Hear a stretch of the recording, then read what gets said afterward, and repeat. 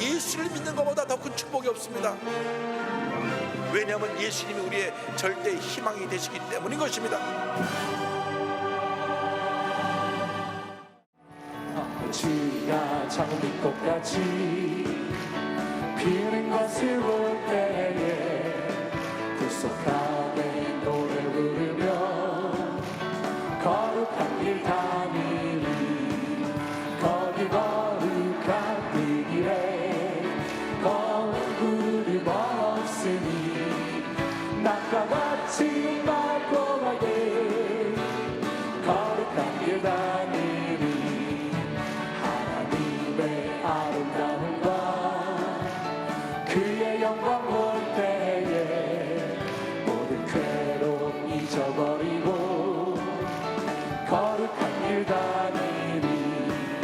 거기 거룩한 그 길에 검은 구름 없으니 낮과 같이 맑고 밝게 거룩한 길 다니리. 마른 땅에 샘물 터지고 아멘 사랑의 노래를 때 기쁨으로 찬송 부르며 거룩한 길 다니리. 거기 거룩한 그 길에 검은 구름 없으니 낮과 같이 맑고 밝게 거룩한 길. 나 속죄함을 받으는 나 속죄함을 받으는 한없는 기쁨을 다 헤아릴 수 없어서 그 찬송함. 속죄받으는 나 속죄받으는 나 속죄받으는 주를 찬미하겠네. 나 속죄받으는 주의 이름 찬미하겠네.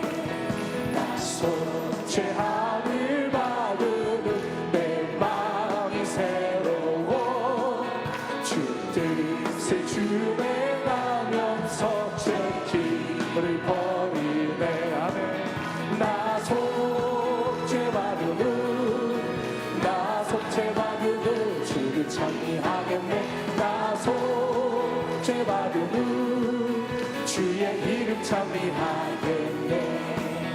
나 속죄함을 받으는 성령이 오셔서 하나님 자녀된 것을 원칙합니다. 나 속죄받으는 나 속죄받으는 주를 찬미하겠네.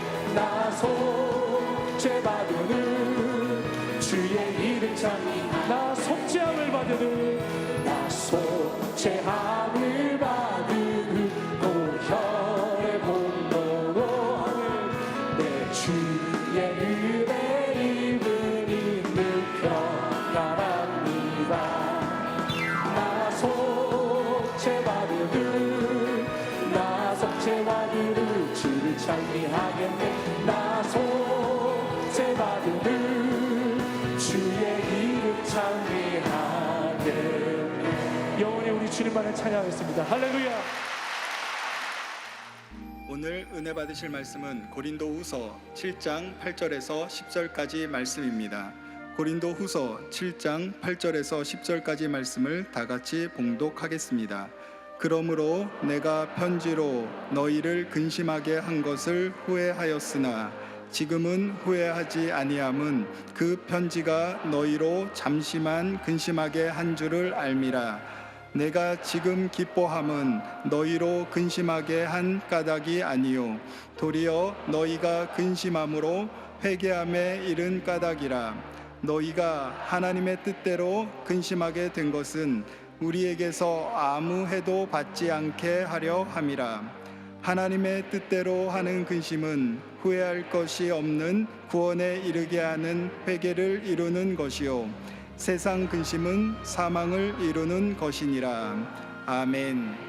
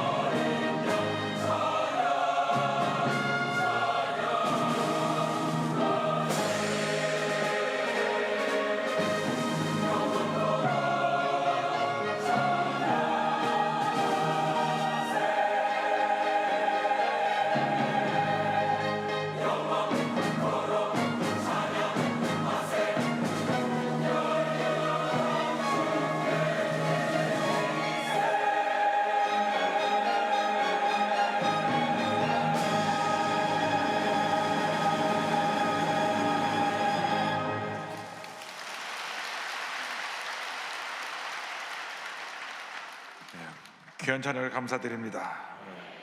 인사 나누겠습니다. 오늘은 참으로 좋은 날입니다.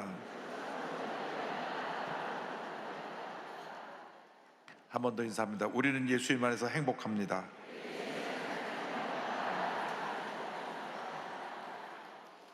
오늘 말씀의 제목은 근심입니다. 근심. 근심하지 말라고 근심이라는 제목을 잡았습니다. 고린도후서 7장 8절로 10절 말씀을 가지고 함께 은혜를 나누기 원합니다. 이 상에 근심 걱정 없이 사는 사람은 한 사람도 없습니다. 일생을 사는 동안 크고 작은 근심 걱정들이 우리를 둘러쌉니다. 그런데 근심을 사는 사람들이 많습니다. 그냥 입만 열면 근심하고 걱정하고 그것이 원망과 불평이 되기도 합니다. 우리가 잘 아는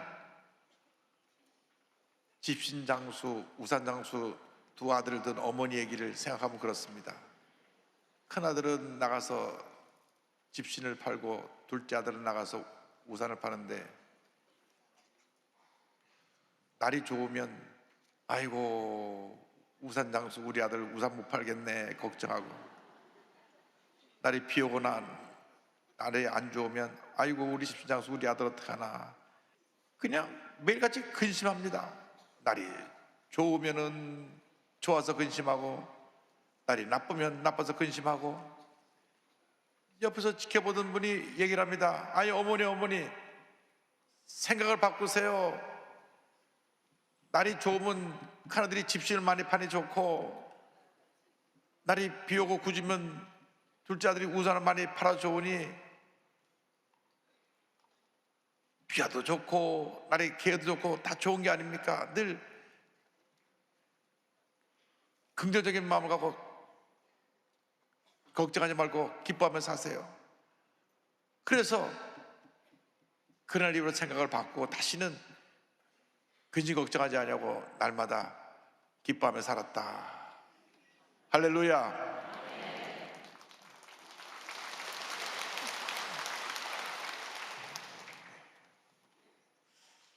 우리가 다 잘 아는데도 잘 안 된 그것이 문제입니다. 문제는 내 자신이 어떻게 마음을 먹고 사느냐 하는 것이 내 삶을 이끌어가는 것입니다. 염려, 근심, 걱정은 백해무익한 것입니다. 염려한다고 달라진 것이 아무것도 없습니다. 근심한다고 달라진 것이 아무것도 없습니다. 내가 지금 문제가 생겼는데 근심한다고 문제가 해결되는 것도 아니고, 내가 지금 몸이 아파 누웠는데 염려한다고 해서 몸이 갑자기 좋아지는 것도 아닙니다. 해결되지 않은 문제들을 놓고 염려, 근심, 걱정한다고 무엇이 달라지겠습니까? 마음을 바꿔야 되는 것입니다. 예수 믿고 하나님의 자녀 되는 우리들은 절대 긍정, 절대 감사의 자세를 가지고 살면 하나님의 은혜가 임하게 되는 것입니다. 세계적인 문호 셰익스피어는 이와 같이 말을 했습니다.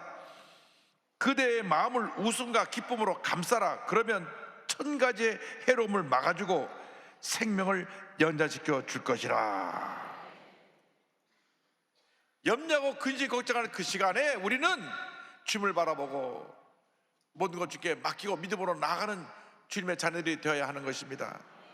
빌립보서 4장 6절에 이와 같이 권면합니다. 아무것도 염려하지 말고 다만 모든 일에 기도와 간구로 너희 구할 것을 감사함으로 하나님께 아뢰라. 염려할 시간에, 근심할 시간에, 걱정할 시간에 기도하고 감사하고 찬양하라고 하는 사도 바울의 권면인 것입니다. 성인께서 오늘 우리에게 주시는 말씀인 것입니다. 염려할 시간에 기도하라, 걱정할 시간에 감사하고 찬양하라. 그러면 주님이 주신 평안함이 그 마음 가운데 넘쳐나게 될 것이다. 그래서 빌립보서 4장 7절은 이렇게 이어집니다. 그리하면 모든 지각에 뛰어난 하나님의 평강이 그래서 예수 안에서 너희 마음과 생각을 지키시리라. 할렐루야. 여러분 마음에 이 시간 주님의 주시는 평안함이 넘쳐나시기를 주님의 이름으로 축원합니다. 오늘 말씀은 사도 바울이 고린도 교회에 보낸 편지의 한 부분입니다. 고린도 교회는 사도 바울이 이 제2차 선교 여행 때 1년 6개월 동안 머물면서 세운 교회입니다. 고린도는 그리스 남부 아가야 지방의 수도로 동서무역의 요충지로서 상업이 발달되고 사람들이 풍요로운 삶을 살았던 도시입니다. 그러나 비너스 신을 섬기는 우상숭배 도시요, 도덕적으로 타락한 도시였습니다. 이곳에서 사도 바울은 유대인들의 반대와 핍박을 받으면서도 눈물로 교회를 세우고 교회가 크게 부흥성장했습니다. 그래서 교회를 견고히 세운 다음 에베소로 또 선교지를 옮겨서 그곳에 가서 복음을 전하며 교회 세우는 일에 힘쓰고 있었습니다. 그런데 이렇게 부흥하던 교회가 문제가 생겼습니다. 교회 내 끼리끼리 파벌이 생겨난 것입니다. 여러분, 교회는 예수 그리스도를 머리로 한 몸인 것입니다. 절대로 교회 내에서 그룹이 나눠져서 갈등과 대립이 있으면 절대 안 되는 것입니다. 우리 주님 안에서 하나입니다. 우리나라에 정치하는 사람들이 아주 잘못된 것을 갖고 들어왔어요. 지방색을 갖고 와서 표를 얻으려고 싸움을 붙여놓은 것입니다.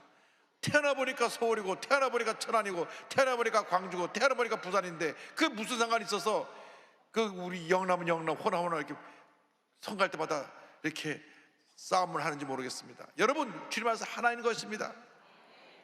주님 안에서는 지역 감정도 없고, 주님 안에서는 신분 차이도 없고, 배웠으나 못 배웠으나 많이 가졌으나 못 가졌으나 어디서 태어났거나 우리는 다 한 형제 자매인 것입니다.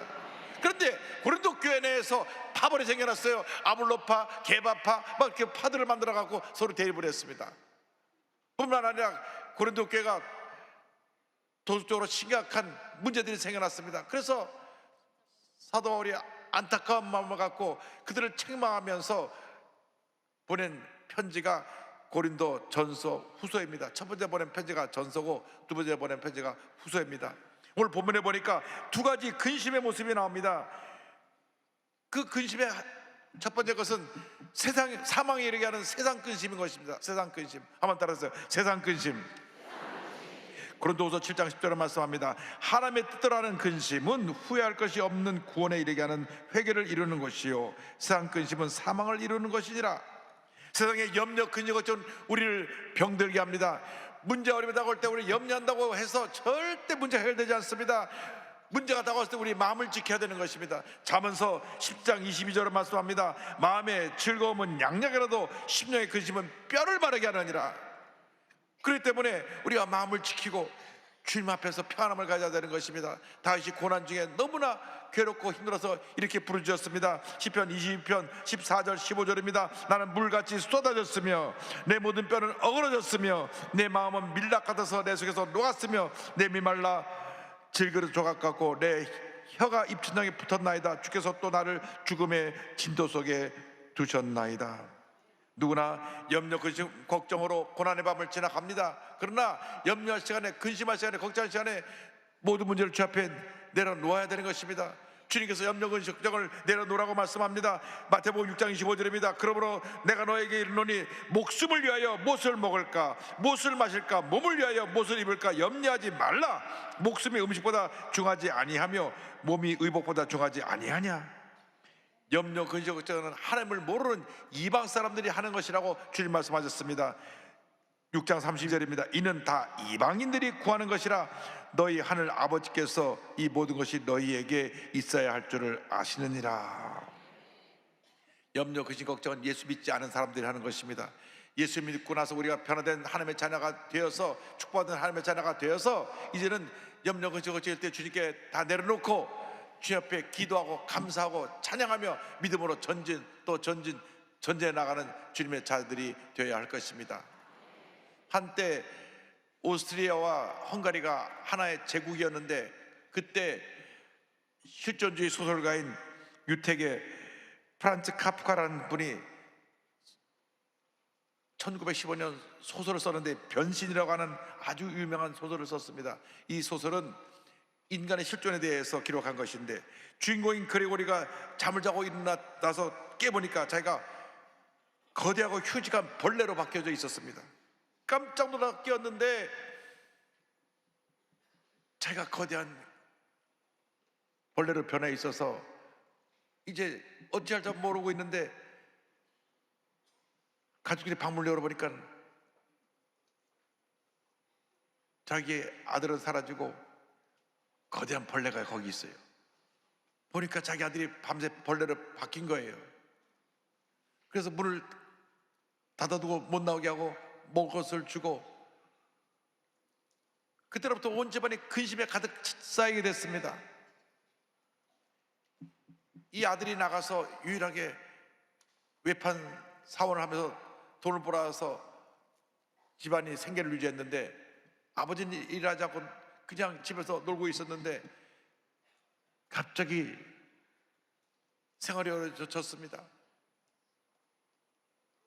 오빠를 사랑하던 누이 동생도 오빠가 이렇게 된 모습을 보고 너무나 근심과 걱정이 그 마음을 눌러서 어떻게 할 바를 몰랐습니다. 온 집안의 근심거리가 된 것입니다. 그래서 이제는 이 벌레가 돼서 그 방바닥을 기어다니면서 먹을 것을 던져주면 먹는 그런 불쌍한 신사가 되었습니다.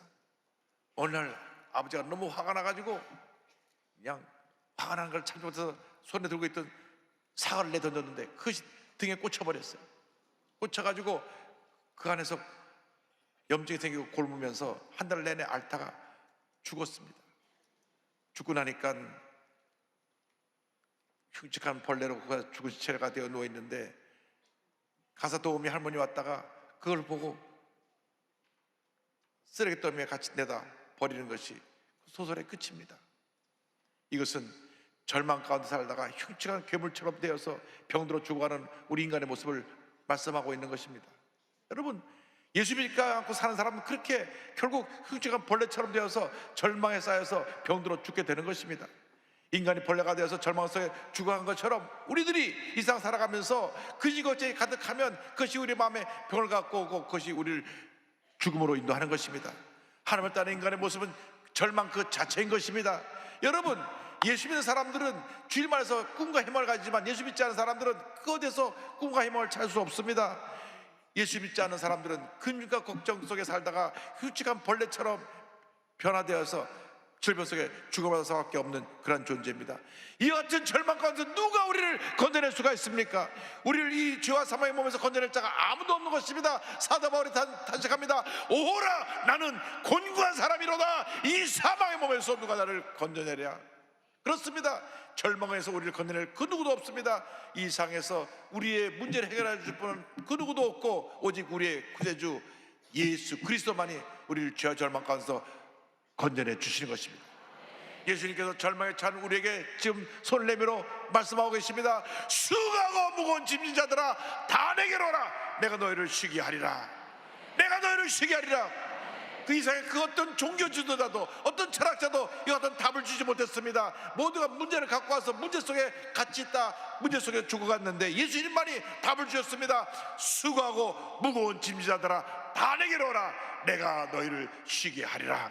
예수님만이 우리 마음에 참된 평안함을 주시는 것입니다. 예수님만이 우리 모든 문제 해결자가 되시는 것입니다. 우리의 염려, 의지, 걱정을 해결해 줄 분은 오직 예수님 한 분밖에 없습니다. 우리 삶에 예수님 한 분만으로 기뻐하고 감사하고 만족하며 승리의 삶을 살아가는 여러분 모두가 되기를 주님의 이름으로 축원합니다. 오늘 말씀 보니까 둘째로 하나님의 뜻대로 하는 근심에 대한 이야기가 나옵니다. 고린도후서 7장 9절입니다. 내가 지금 기뻐하면 너희로 근심하게 한 까닭이 아니요 도리어 너희가 근심함으로 회개함에 이른 까닭이라. 너희가 하나님의 뜻대로 근심하게 된 것은 우리에게서 아무 해도 받지 않게 하려 함이라. 하나님의 사람들은 하나님의 뜻대로 살지 않을 때 거룩한 근심을 해야 되는 것입니다. 여러분, 예수 믿지 않은 사람은 양심이 마비가 되어서 죄를 지으면서도 죄에 대한 그러한 뉘우침이 없습니다. 그러나 하나님의 뜻대로 사는 사람들은 하나님의 주신 양심을 갖고 잘못된 행동을 하고 잘못된 삶을 살 때 근심하게 되는 것입니다. 거룩한 근심은 우리를 회개로 이끌어갑니다. 다윗이 잘못됐을 때 하나님 앞에 거룩한 근심을 하고 엎드려 기도했습니다. 시편 38편 17절 18절입니다. 내가 넘어지게 되었고 나의 근심이 항상 내 앞에 있사오니 내 죄악을 아뢰고 내 죄를 슬픔이니이다.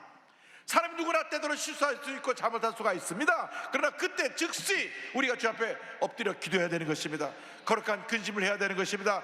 주여 나를 용서하여 주옵소서. 내가 잘못했나이다. 주 앞에 나와 회개하고 엎드려 주 앞에 죄 도우심을 간구하며 기도할 때 하나님의 용서와 은혜가 임하게 되는 것입니다. 그렇기 때문에 하나님의 사람들은 언제나 영적으로 깨어 있어야 되는 것입니다. 그래서 잘못된 생각을 할 때, 잘못된 말을 할 때, 잘못된 행동을 할 때 회개하고 깨닫고 돌이켜야 되는 것입니다. 주님 앞에서 잘못된 일을 할 때 마음에 거룩한 근심이 생겨나서 주 앞에 회개로 나갈 때 하나님의 은혜가 임하게 되는 것입니다. 시편 34편 18절입니다. 야훼는 마음이 상한 자를 가까이 하시고 충심으로 통행하는 자를 구원하시는도다. 할렐루야. 하나님의 뜻대로 하는 근심은 우리를 구원으로 인도하는 것입니다. 고린도후서 7장 10절은 말씀합니다. 하나님의 뜻대로 하는 근심은 후회할 것이 없는 구원에 이르게 하는 회개를 이루는 것이요 세상 근심은 사망을 이루는 것이니라. 하나님은 긍휼이 무한하신 하나님이신 것입니다. 하나님은 우리를 늘 긍휼히 보십니다. 우리가 회개하고 나올 때 우리 하나님은 상한 갈대를 꺾지 아니하시고 꺼져가는 불도 끄지 아니하시며 사랑으로 돌보시고 붙들어 주시는 참으로 좋으신 하나님이신 것입니다. 이사야 42장 3절은 말씀합니다. 상한 갈대를 꺾지 아니하며 꺼져가는 등불을 끄지 아니하고 진실로 정의를 시행할 것이며 시편 147편 3절입니다. 상심한 자들을 고치며 그들의 상처를 싸매시는도다. 할렐루야. 주님이 우리의 고통과 괴로움을 아시고 우리를 불쌍히 보시고 우리의 상처를 치료해 주시는 것입니다. 우리의 모든 문제 어려움 가운데 주님께서 함께 해주셔서 절망에서 우리를 건져주시고 고통 가운데 우리를 자유케 해주시고 주님의 은혜와 평안함이 넘쳐나게 만들어 주십니다. 그리고 하나님부터 한없는 위로하심으로 우리에게 넘치게 부어주시는 것입니다. 성경은 하나님의 위로하심에 대해서 말씀합니다. 하나님의 뜻을 하는 근심은 우리를 회개와 구원에 이르게 하고 큰 위로함을 가져다 줍니다. 거룩한 근심은 우리를 영광의 세계로 이끌어가는 것입니다. 고린도후서 4장 10절입니다. 우리가 잠시 받는 환난에 경한 것이 지극히 크고 영원한 영광에 중한 것을 우리에게 이루게 함이니. 잠시 내가 고통을 당하지만, 잠시 내가 어려움을 당하지만, 잠시 내가 문제 가운데 있지만 장차 우리에게 다가올 하나님의 영광과 하나님의 은혜와 축복은 비교할 수가 없는 것입니다. 하나님의 큰 은혜가 우리 모두에게 임하게 될 것입니다. 선교 100주년 교회를 담임하시고 30년 목회를 정리하신 우리 이재철 목사님의 책을 최근에 읽으면서 제가 여러 가지로 느끼는 것이 많았습니다. 목사님께서 이렇게 또 설교하신 말씀을 보면서 우리가 주님 일을 할 때 참 힘들고 어려운 길을 가지 않은 사람이 한 사람도 없다, 그런 생각을 했습니다. 30년 동안 목회를 하면서 수많은 도전이 있었고 수많은 칼을 맞았다. 하나님의 은혜가 없었다면 목회하기 어려웠을 것이다. 그리고 목사님 말씀하셨습니다. 나는 매일같이 이렇게 기도합니다. 바른 것을 분별하는 지혜와 바른 것을 실천하는 용기와 바른 것을 포기하지 않는 인내와 바르게 더불어 살아가는 은혜를 주십시오. 할렐루야. 하나님의 붙드심과 위로하심 때문에 30년 동안 목회를 성공적으로 잘하시고 그 사역을 말 수 있게 되었던 것입니다. 하나님이 우리와 함께 하십니다. 우리 일생 다가도록 하나님이 우리를 붙드시고 지키시고 보호하시고 인도해 주시는 것입니다. 어떤 환난이 다가오고 문제가 다가와도 주님만 믿고 나가면 주님이 우리를 붙드시고 위로하시고 놀라운 은혜로 함께 해 주시는 것입니다. 그래서 사랑의 주님이 이 세상에서 주지 못하는 그 누구도 우리에게 가져오지 못하는 참된 위로와 편함을 우리에게 넘치게 부어 주시는 것입니다. 고린도후서 1장 3절로 5절입니다. 찬송하리로다. 그는 우리 주 예수 그리스도의 하나님이시여 자비의 아버지시여 모든 위로의 하나님이시며 우리의 모든 환난 중에서 우리를 위로하사 우리로 하여금 하나님께 받는 위로로서 모든 환난 중에 있는 자들을 능히 위로하게 하시는 이시로다. 그리스도의 고난이 우리에게 넘친 것 같이 우리가 받는 위로도 그리스도로 말미암아 넘치는도다. 주님이 우리 함께 하십니다. 주님이 우리를 도우십니다. 우리의 삶 가운데 모든 슬픔과 고통과 괴로움을 하시고 주님 옆에 오셔서 우리를 붙드시고 도우시고 함께 하시고 우리를 은혜의 자리로 이끌어 가시는 것입니다. 우리의 상처를 어루만져 주시고 우리를 위로해 주시는 것입니다. 절망의 자리에, 슬픔의 자리에, 아픔의 자리에, 병상에 누워있는 자리에 주님 오셔서 우리를 어루만져 주시고 내가 너와 함께한다, 힘내라, 내가 너를 도울 것이라 주님께서 위로해 주시는 것입니다. 고난으로 고통 가운데 있던 한 장애인이 주님의 가운데 이제는 입으로 꿈을 그리는 미술작가가 되었는데 이분 이름이 임경식입니다. 손이 아닌 입으로 그림을 그리는 구필화가 임경식 작가는 19살 때 불의의 교통사고를 당해서 사고 당시 4번째 목뼈가 부러지면서 신경이 끊어져서 목 아래로는 움직일 수 없는 지체장애인이 됐습니다. 처음에는 병원에 실려갔을 때 곧 태어나겠지 했는데 목에 호흡기를 끼고 숨을 겨우쉬며 중환자실에 오랜 기간 누워있자 희망이 변해 절망이 됐습니다. 몸이 불편하고 마음대로 움직일 수 없으니까 온갖 짜증과 불평은 가족들에게 쏟아놓았습니다. 심지어는 자기에게 음식을 먹여준 어머니에게도 엄마, 나 더 이상 이렇게 살기 싫어, 나 좀 죽여줘, 엄마의 마음에 못을 박았습니다. 근데 어머니는 얼마나 그 아들을 사랑하고 아들을 위해서 기도하는지 어머니는 독실한 크리스찬입니다. 모든 가족들이 이 아들을 위해서 기도하기 시작했습니다. 어머니는 뇌졸중으로 이 몸의 한쪽에 마비가 왔는데도 거동이 불편한데 15분이면 갈 수 있는 새벽 예배를 갈 수 있는 교회를 50분 걸려서 겨우겨우 걸어가셔서 매일같이 새벽 기도를 하시면서 아들을 위해서 눈물로 기도합니다. 우리 아들이 예수 믿고 변화되어서 이 절망에서 일어날 수 있게 하여 주옵소서. 이 모든 어려움을 이길 수 있게 하여 주옵소서. 눈물로 기도합니다. 그리고 하루에 아침 9시, 오후 3시, 오후 저녁 9시에 3번 시간 정해놓고 아들에서 기도하고 또 기도하고 또 기도합니다. 그러자 그 아들의 마음이 조금씩 변화되기 시작했습니다. 내가 이렇게 무의미하게 이렇게 무기력해 살면 안 되겠구나. 자기 주변에 중증 장애인들이 꿈과 희망을 가지고 장애를 듣고 일어나서 여러 가지 일을 하는 것을 보면서 나도 무엇인가 해야 되겠다. 그래서 내가 움직일 수 있는 것이 못밖에 없으니까 입으로 할 수 있는 일이 뭔가 찾다가 사고 난 지 13년 만에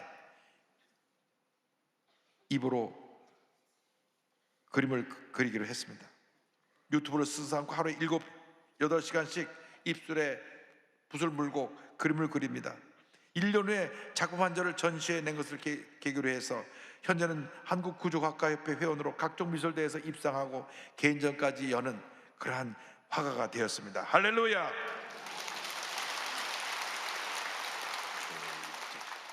저거 한번 입에 가서 펜불 한번 해보세요. 잘 안 돼요. 그런데 하루에 7, 8시간씩 입에 물고 그리고 또 그리고 또 그리고 또 그래서 지금 저렇게 아름다운 작품을 많이 내는 훌륭한 작가가 되었습니다. 정말 하나님이 함께 하시니까 이렇게 우리 멀쩡한 사람도 잘 그림 못 그리는데 저렇게 훌륭한 화가가 됐습니다. 임 작가님의 대표작은 꿈을 꾸다 시리즈입니다. 꿈을 꾸다. 어항 속 금붕어와 거북이가 어항을 벗어나 하늘을 자유롭게 움직이는 그러한 모습을 그리면서 느려도 조금씩 꿈을 향해 나가는 자신의 의지를 표현했습니다. 언제가 나는 저 하늘 날아가는 그런 모습처럼 이 모든 것을 자유를 받겠다고 하는 꿈을 가지고 그는 그림을 그렸습니다. CBS 세상을 바꾸는 15분 강연에서 이렇게 자신의 삶을 소개합니다. 해줄 수 있는 게 기도밖에 없었다는 어머니의 기도가 제 마음을 열게 해주셨고 저를 새로운 삶으로 나오게 이끌어 주었습니다. 살다 보면 세상과 단절되어 사는 경우가 있습니다. 살아있지만 살아있는 것 같지 않은 인생들도 참 많은 것 같습니다. 그러나 죽어도 되는 삶은 없습니다. 죽어야 하는 삶도 없고요. 제가 그림을 하기 전까지 13년 동안 세상과 단절하여 꿈도 미래도 소망도 없이 어두운 시간을 보냈습니다. 하지만 지금은 다릅니다. 하늘 나는 금붕어처럼 새로운 삶은 반드시 옵니다. 할렐루야.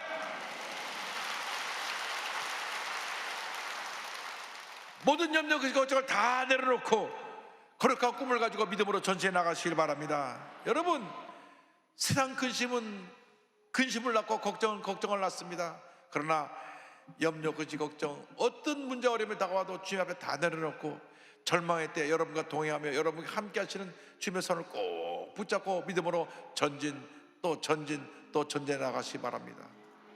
여러분, 절망은 우리 삶의 끝이 아닙니다. 희망을 향해 나가는 하나의 디딤돌에 불과한 것입니다. 여러분, 절망의 때 포기하지 마십시오. 절망의 때 옆에 와 계신 주님을 꼭 붙잡고 희망의 발걸음을 옮겨나간 여러분 모두가 되기를 바랍니다. 7 귀신이 들렸다가 사람들에게 버림받아서 완전히 폐인으로 살던 막달라 마리아라는 여인이 예수님을 만나서 귀신 쫓겨나가고 그 다음 새 사람이 되어서 예수님을 따라다니면서 예수님을 섬겼습니다. 그런데 그 예수님이 십자가를 돌아가시는 모습을 보고 너무나 그에게 큰 충격과 고통이 다가왔습니다. 그래서 그 예수님 묻힌 무덤가에 가보니까 무덤이 열려있고 시체가 없어요. 그래서 예수님 어디 계신가 했을 때 그때 예수님이 그를 찾아오셔서 마리아야 부르셔서 예수를 만난 그 이야기가 찬송에 있습니다. 그 찬송을 함께 부르면서 오늘 말씀 마무리합니다. 저 장미꽃 위에 이슬 아직 맺혀 있는 그때에 귀에 은은히 소리 들리니 춤성 분명하다. 주님 나와 동행을 하면서 나를 친구 삼으셨네. 우리 서로 받은 그 기쁨은 알 사람이 없도다. 3절 할 때 다 일어나겠습니다. 반깁도록 동산 아래 주와 함께 있으려 하라. 괴로운 세상에 할 일 많아서 날 가라며 하신다. 주님 나와 동행을 하면서 나를 친구 삼으셨네. 우리 서로 받은 그 기쁨은 알 사람